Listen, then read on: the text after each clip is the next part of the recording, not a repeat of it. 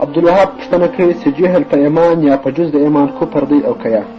حضراتو په مسئلو د ایمان کې جهل کفر دغسې یعنې دا یو مسئله مشهوره ده و یو لزوم د کفر دی یو التزام د کفر دی. لزوم د کفر دا معنا چې یو عمل وي سړی په کافر کېږي دی په خبر نه وي. بعضې کتابونه وایي دا سړی نه کافر کېږي وهم عمل یې د کفر وکړي خو په خبر نه و. لزوم د کفر دی التزام نه او التزام د کفر دا معنا چې ښه په دغه پوهېږي چې وبت ته سجده سړی کافر کوي سربیره پر دغه علم د وبت ته سجده په خپل اختیار کوي یا د قرآن پاک بې عزتي کوي یا د علیه السلام مبارک په شان کې بې عزتي کوي د خدای پاک په شان کې بې عزتي کوي دا التزام د کفر دی دا سړی یقیني کافر کېږي. او حضراتو مسله حقیقت کې داسې نه ده په دار د اسلام کې جهل عذر نه دی. لزوم د کفر او التزام د کفر دا دواړه یو شي او دا حواله هم په چا کې ده یعنې یوه رساله ده هغه ته وایي ما لابد منه د صاحب د مظهري د هغه تصنیف دی رحمت الله علیه په ځان کې قوي مضبوطه کتاب لکن او حضراتو یو لیدل د مسلې دي یو پوهېدل په مسئله دا دوه دا فرق لري. یو عالم مثلا په مجلس کې واورېد په داسې ځای کې سره ناست و چې هلته کتابونه نه عالم هم سپین ږیری عالم قومي عالم او په ځان کې متدین دیندار مجاهد دا خبره جنډې وسوه ول ما په یو کتاب کې ولیده که زوی غني وي راولاړ شي و خپل پلار ته زکات ورکړي ول داسې یې کېږي. ما ول چېرې دې ولیده ول په عالمګیري کې ما ول عالمګیري خو داسې نه وایي ول یا صاحبه بیا ته وګور ما ول ښه د دغه ځای چې زه کور ته ولاړم هغه عالمګیري مې راواخېسته هغه عالمګیري کې مسئله داسې ده وایي و اب د غني ته زکات روا دی. دا معنا ده چې یو سړی مسکین دی دی خپل ځوان زوی لري هغه زوی یې ډېر مالدار دی تاجر دی هغه مال یې په خپله ګټلی دی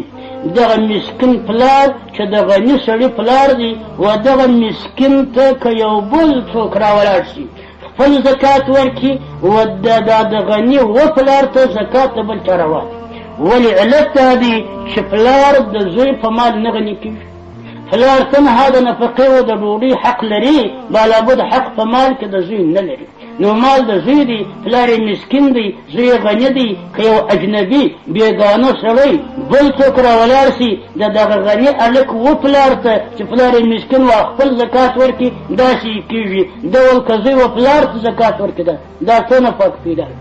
تر دې ما لابد منه پورې حضرات یو سپین ږیری عالم د قصه کول ول په سارا کې د یو سپین ږیري ملا مېلمه سوم دا یو شیخ د دې بل شیخ مېلمه سوی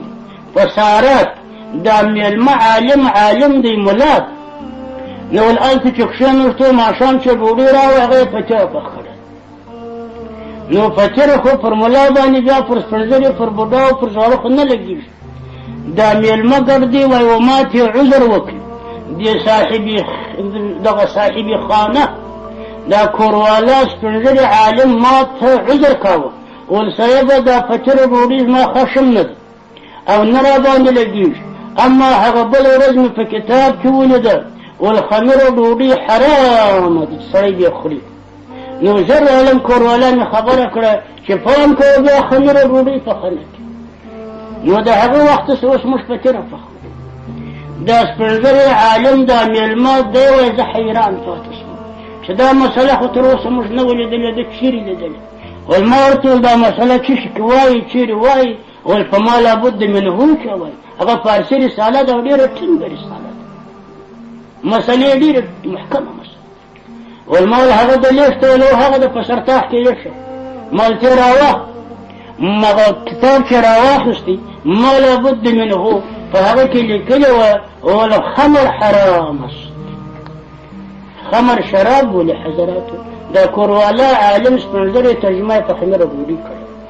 نو شراب حرام دی ډول خمیره ډوډۍ د خمر ترجمه نو لیدل د مسلې علیحده او پوهېدل په مسأله علیحده فرق لري. حاصل د کلام دا